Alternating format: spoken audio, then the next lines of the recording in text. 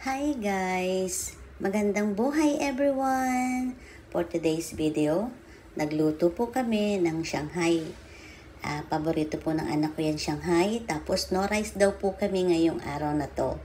No rice for today's video. Meron kaming pansit canton at meron kaming gulay.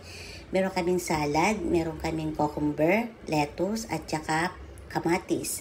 And meron kaming fishball, homemade fishball. Ginawa yan ng anak ko. Wag daw kami bumili at gagawa siya ng homemade fishball.